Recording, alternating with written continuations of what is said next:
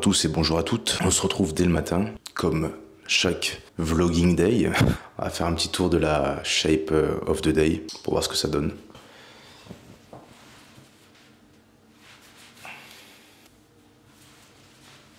Alors à la caméra, à première vue, on voit pas beaucoup. Aujourd'hui, nous allons voir comment avoir un corps en V, comment avoir cette fameuse allure esthétique, les épaules bien larges, la taille fine, etc. etc. C'est quelque chose qui est souvent demandé, c'est quelque chose même qui m'est demandé dans mes DM Instagram parce que vous savez qu'on n'a pas tous la même morphologie, on n'a pas tous le même squelette, c'est-à-dire il y en a, ils ont des hanches plus larges que d'autres, etc. Et vu que un de mes seuls points forts physiques, au-delà de la mâchoire carrée, c'est l'allure en V, eh bien, je me suis dit que j'allais partager avec vous mon entraînement spécial pour avoir cette fameuse allure-là qui est tant recherchée par les pratiquants de musculation. Donc j'espère que cette vidéo vous plaira. C'est parti. Dans un premier temps, on va se doucher parce que là, j'ai vraiment la tête dans le cul. Sortie de douche, là, on voit un petit peu mieux la shape quand même. Parce que tout à l'heure, j'avoue, j'ai abusé sur le cadrage. Vous savez que j'essaye de, pas de perdre du poids, mais légèrement là, hop, légèrement décoiner un peu. Ça commence en vrai. Hein.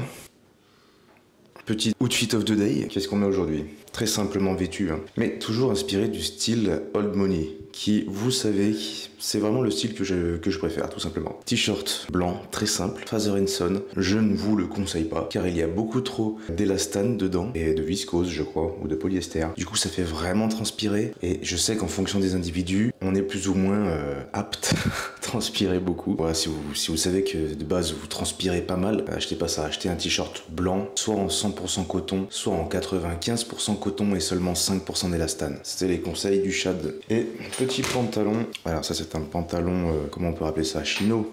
Chino d'une certaine manière, c'est un bas de costume à la base. Hein. Quand c'est sans la veste, ça fait un peu chino. Très léger, très souple, de chez Devred. Ça ne coûte que 50 €. C'est un pantalon d'été vendu en hiver chez Devred. J'ai envie de vous dire, pourquoi pas. Mais c'est très souple. Si vous avez des cuisses assez musclées, vous allez adorer ça. Également, le tour de taille, il ne sert pas du tout au tour de taille. Donc franchement, incroyable. Le mélange des deux, ça fait un style habillé décontracté comme d'habitude. Avec un petit style Old Money, Italian Old Money même, j'ai envie de te dire. Je vous montre ça juste après. Toujours important de bien s'habiller sans trop en faire, ça sert à rien de porter un costume si votre contexte de travail ne vous le permet pas. Mais c'est toujours important tout de même de prendre soin de soi, toujours. Faut être présentable. Prendre un minimum soin de soi, ça devrait vraiment faire partie de l'éducation, notamment au niveau des vêtements, parce que c'est vraiment quand même quelque chose qui va faire que les gens vont vous assimiler à quelqu'un avec lequel on a plus ou moins envie de parler. Petit t-shirt blanc, un peu taillé, un peu trop serré au niveau des épaules, hein, si je puis dire. Pantalon d'Everett qui fait vraiment bien le travail, chaussures blanches, et il y aura par-dessus une veste Balibaris qui est d'une matière incroyable en bleu pour aller avec le pantalon. C'est simple, c'est efficace, c'est habillé. Il faut oser à la fois la simplicité et l'élégance. Repas du midi en toute légèreté. C'est une séance pour avoir une allure en V. Vu que je fais toujours soit les cuisses, soit le haut du corps, bien là je commence quand même par du développé couché, mais un peu plus léger. C'est pas un exercice que je préconise par exemple pour avoir une bonne largeur d'épaule, dans le sens où ça va pas jouer vraiment, vous allez plutôt prendre dans les pecs, dans les triceps, dans le faisceau antérieur, qui a un faible impact sur la largeur d'épaule. Mais personnellement je le fais parce que les pectoraux sont un point faible, donc je me dois de le faire, et sachant qu'en plus j'ai des micros objectifs de progression sur ce mouvement, plus le fait que c'est un exercice un peu kiff, et bah je le fais quand même. Parce que le kiff c'est tout de même important, mais c'est pas un truc que je conseille forcément pour avoir une belle ligne.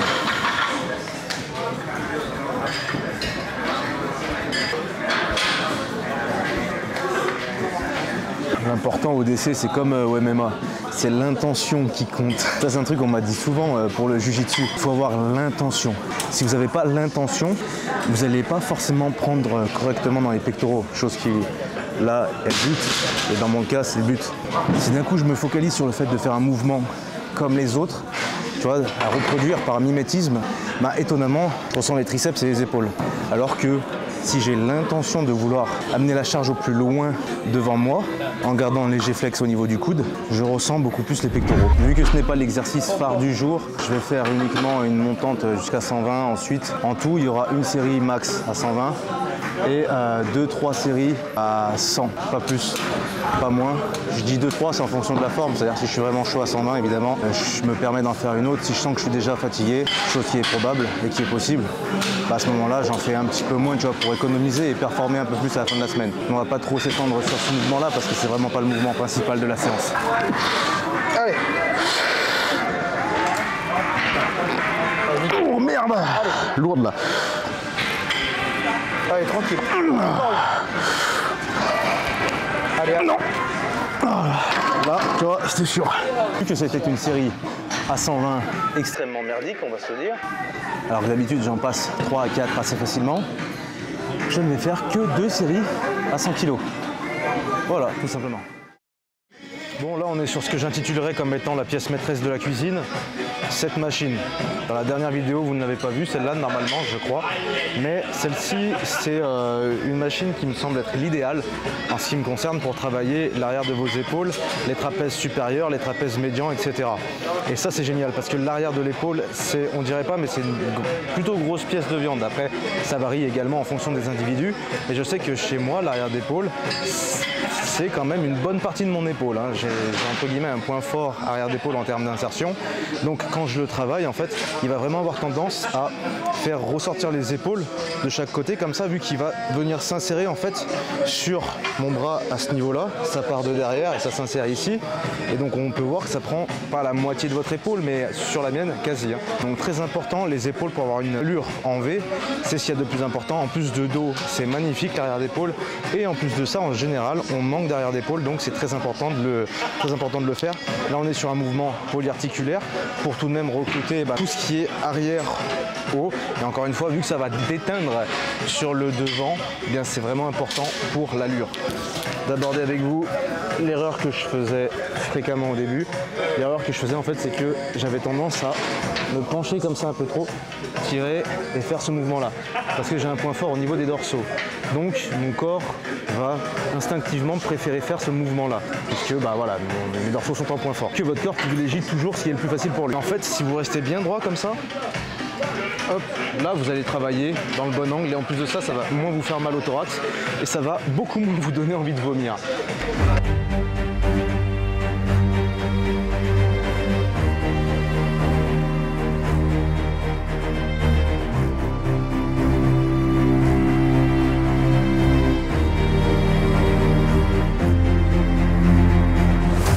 L'arrière d'épaule à mort. Dites-moi ce que vous en pensez en commentaire de la vidéo pour savoir si on est tous pareils ou si c'est vraiment que moi qui est comme ça. Ce mouvement, j'ai pas l'habitude de mettre lourd dessus, ça fait 3 semaines que je le fais vraiment. Je sais pas qu'est-ce qui est considéré comme lourd là-dessus.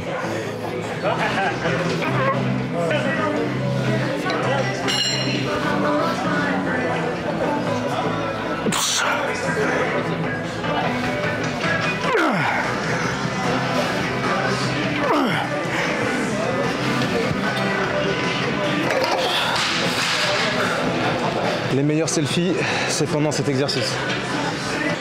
Toujours 3 séries, une fois qu'on a terminé notre charge, 3 séries de 5 à 10 répétitions, pas plus, pas moins. C'est ce que je trouve être le plus efficace.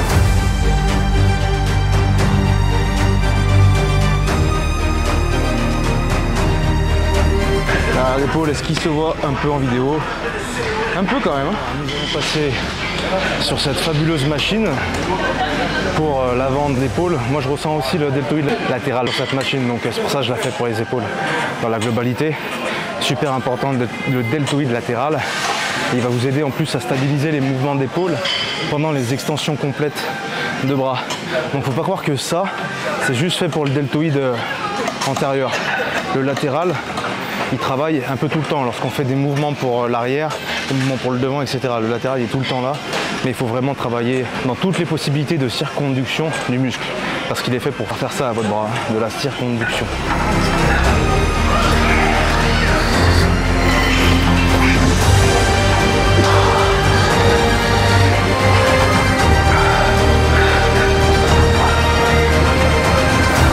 Encore une fois, c'est pas mon exercice préféré, mais quand tous les bancs sont pris, on s'adapte. Et je vais vous montrer un exercice bonus à la fin que je trouve génial, à la fois en termes de sensations musculaires et à la fois pour s'améliorer en direct Et en puissance pour le MMA, c'est super intéressant. C'est l'exercice bonus de la fin de séance. Et c'est vraiment pour les confirmer celui-là, parce que vous allez voir, c'est pas pour tout le monde. Ce qu'il sera au poids du corps. Là, on va passer aux élévations latérales. C'est franchement un des meilleurs exercices pour vraiment travailler l'épaule latérale justement. Mais s'il y avait par exemple 2 exercices, admettons que vous ayez un focus à faire sur cette séance, on va l'appeler la séance spéciale silhouette en V. S'il n'y a que 2 exercices que vous devez retenir de cette séance, c'est le premier à la machine là-bas avec la T-bar que j'ai fait et les élévations latérales. Ce sont les 2 meilleurs exercices. Un qui va travailler une bonne partie haute de votre dos pour bien élargir justement et mettre de la matière sur la partie haute de votre dos, et cet exercice là qui va vraiment venir ajouter du galbe sur l'extérieur. Donc ce sont vraiment les 2 meilleurs exercices lorsqu'on cherche à avoir une silhouette en V. De toute façon, je pense que vous serez d'accord avec moi, vous essayez, juste au vu des sensations, vous avez compris.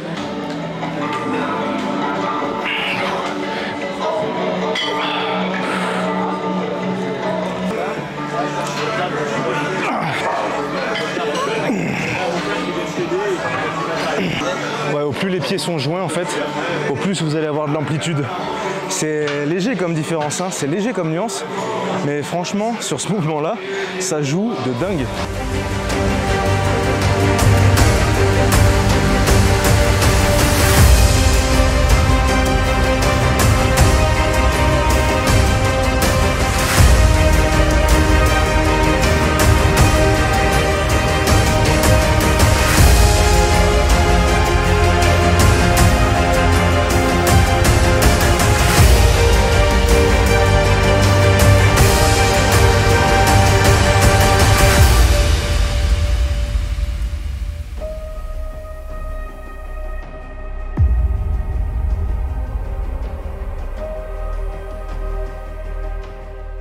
Alors là les amis, on a ce que j'appelle un vrai repas.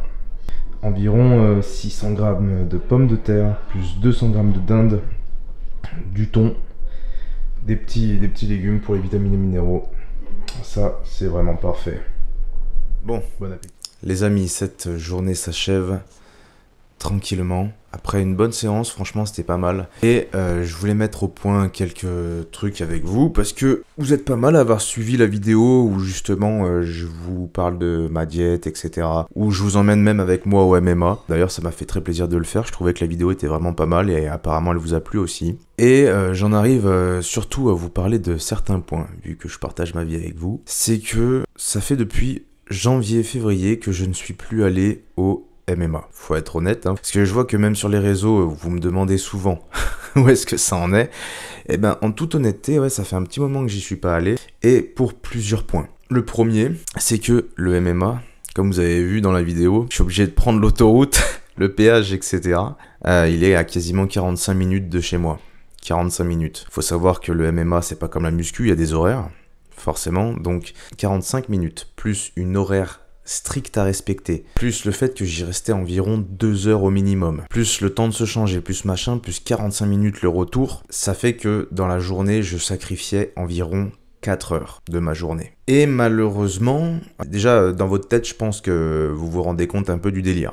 C'est-à-dire 4 heures dans une journée, à moins de vouloir être vraiment professionnel, c'est un investissement de temps qui est beaucoup trop élevé en rapport à mes ambitions dans ce sport. C'est un sport que j'adore, c'est un sport que j'ai adoré pratiquer en tout point, que ça soit au niveau de la sensation physique qu'au niveau de la sensation mentale. Parce que c'est quelque chose, c'est un sport qui éduque réellement le mental et je trouve que c'est une des choses les plus importantes. Malheureusement, c'est vrai que si on veut être capable d'entreprendre, parce que je lance des projets qui ne sont pas forcément visibles sur les réseaux. C'est normal, vous me direz. Mais voilà, si on veut être capable d'entreprendre, si on veut être capable d'être performant dans 2 sports différents, parce que je vous rappelle que mon but, c'était pas de lâcher complètement la muscu, eh bien c'est très compliqué d'allier tout ça. Et donc vous enlevez 4 heures à votre journée, Très clairement, c'est pas possible. Donc j'ai décidé de mettre le MMA en pause. Et bien évidemment, j'ai gardé la musculation, vu que mon but c'est quand même le développement physique. Et c'est d'ailleurs ce que j'essaye d'aborder avec vous, c'est le développement physique.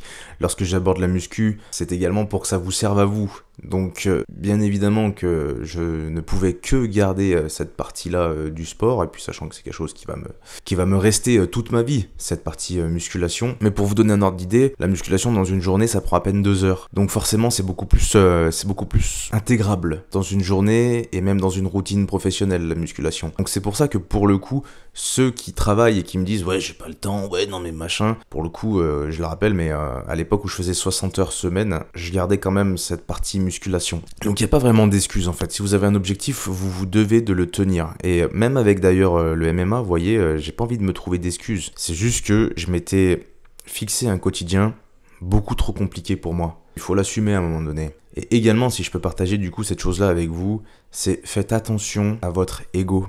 Parce que votre ego, il va vous pousser à désirer être le meilleur dans tous les domaines. Malheureusement, je peux vous le dire honnêtement, c'est très mauvais. On peut pas être le meilleur dans tous les domaines. Il vaut mieux savoir faire une seule chose, mais savoir la faire très très bien, plutôt que vouloir essayer d'être bon partout et être submergé. Comme moi, ça m'est arrivé dernièrement, je vous avoue, j'étais vraiment submergé. Et je vous avoue également, le fait d'avoir voulu le partager avec vous, ça m'a également mis une pression. Parce que je me suis dit, je suis obligé d'y aller, je suis obligé de le faire maintenant. Et je suis obligé d'être bon. Vous voyez ce que je veux dire? Et là, du coup, ça a fait que jusqu'au mois de décembre, d'ailleurs, vous avez pu voir, mon contenu vidéo était beaucoup moins rythmé par rapport à avant. Avant, je pouvais sortir 2 vidéos par semaine, etc. Là, j'y arrivais plus.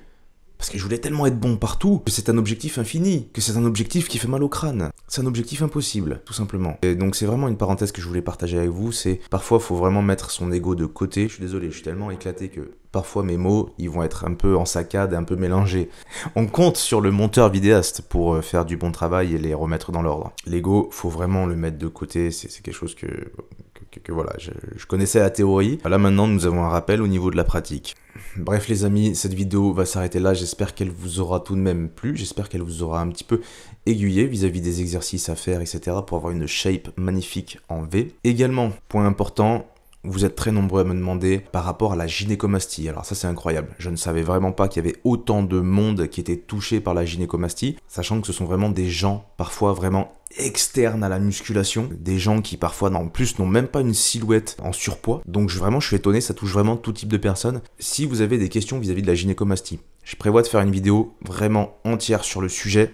Donc s'il vous plaît, mettez-moi vos questions en commentaire. Enfin, vous faites ça pour vous. Je dis s'il vous plaît, mais vous faites ça pour vous. Mettez-moi vos questions en commentaire au sujet de la gynécomastie et je vais faire une vidéo entière pour vous répondre. Également, j'ai ouvert une nouvelle chaîne entièrement dédiée au Glow Up. Glow Up Expert by Lohan Shad. Je vais faire fonctionner ces 2 chaînes différemment. Cette chaîne-là va vraiment fonctionner pour le lifestyle, le sport, etc. Dès que j'aurai quelque chose à vous dire, dès que j'ai une idée en tête, du mindset à partager, du développement personnel, du développement financier, du développement physique, je vais l'aborder avec vous sur cette chaîne. Ça sera vraiment une chaîne très personnelle, très Lohan Shad, tout simplement. Et la chaîne Glow Up, celle-ci sera entièrement dédiée au Glow Up, avec peut-être une touche un peu plus professionnelle et un peu plus stricte, où il y aura moins de débordements, je vais moins rigoler sur cette chaîne, etc. Mais au moins, il y aura un délivrement de valeur, de sorte à ce que vous puissiez vous améliorer vraiment dans ce domaine-là. Donc n'hésitez pas à vous abonner si par exemple vous me suivez vraiment pour les conseils Glow Up. Restez abonné sur cette chaîne également si vous me suivez pour les conseils muscul, lifestyle, etc., etc. Sur ce, je vais aller me coucher parce que je suis vraiment éclaté. N'oubliez pas que si vous voulez avoir la mâchoire plus carrée, moins de jouets, moins de double menton, c'est toujours sur joedesign.fr que ça se passe. Prenez soin de vous et je vous dis à la prochaine.